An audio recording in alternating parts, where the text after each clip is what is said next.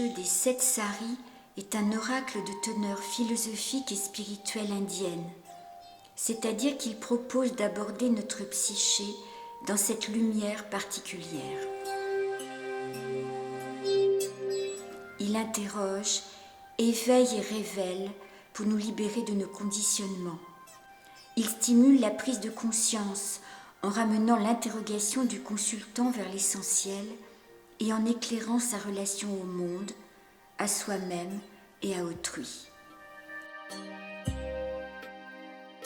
Il favorise donc l'introspection.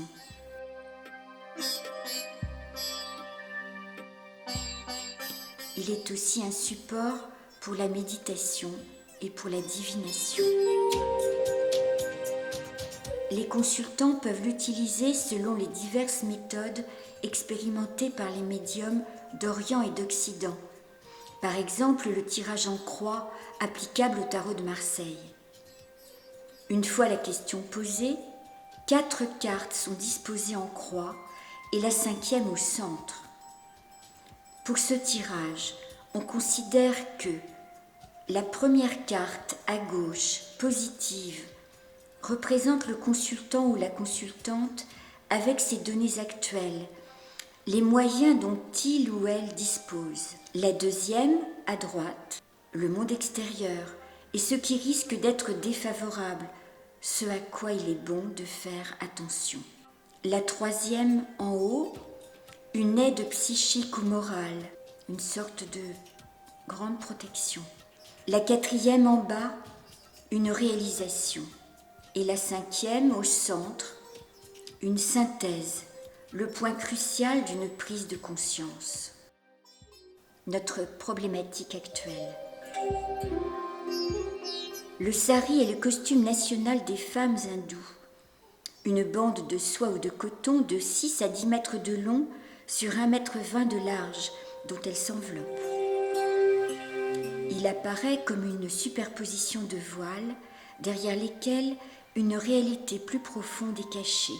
Le consultant peut l'interroger à travers les 7 voiles ou saris distingués dans le jeu.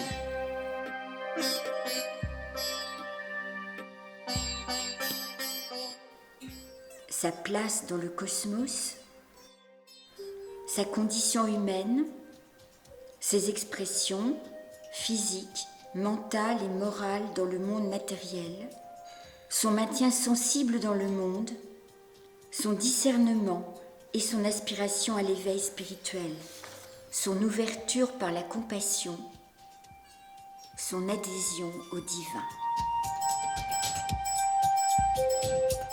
Chaque voile contient dans un ensemble de valeurs positives un aspect plus sombre que l'on est invité à explorer sans le craindre, car dans l'esprit indien, aucune vie n'est un échec.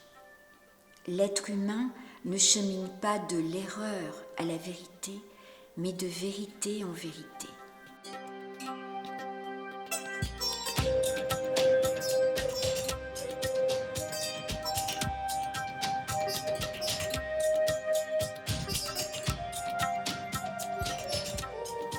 Le jeu des 7 saris est porteur d'une tradition très ancienne. Les images sont rondes parce que les cartes indiennes autrefois étaient rondes, peintes sur des écailles de tortue puis de petits cartons. Mais parce qu'il est aussi nouveau, il convient d'en présenter l'auteur qui en est en même temps l'illustratrice.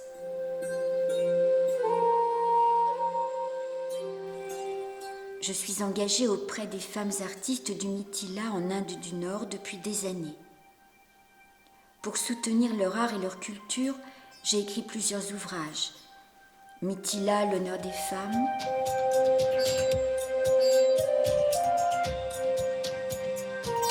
Mithila Dream, et en collaboration avec Ranija et Kaushik Kumarja, les filles de Krishna prennent la parole. Grâce à Ranija et à Kaushik Kumarja, de nouveau, qui vivent à Madhubani sur les terres du Mithila, et grâce à l'appui d'historiens indiens spécialistes de cette culture, j'ai pu écrire l'histoire du roi Salesh, le roi de la montagne, c'est-à-dire l'Himalaya, le séjour des dieux. Il s'agit d'une épopée des intouchables, celle du héros des parias du nord de l'Inde. Pour terminer, et faire mieux comprendre peut-être comment j'ai pu réaliser le jeu des 7 saris sans être moi-même indienne, nous pouvons évoquer encore un livre intitulé « Une petite mesure d'inachevé » qui présente mes expériences médiumniques. Le jeu des 7 saris nous tend un miroir oriental. Ce miroir replace le corps dans le cosmos et reconduit l'esprit qui oscille entre le réel et l'illusoire vers la paix de l'unité et l'énergie d'amour. Qu'il nous éclaire.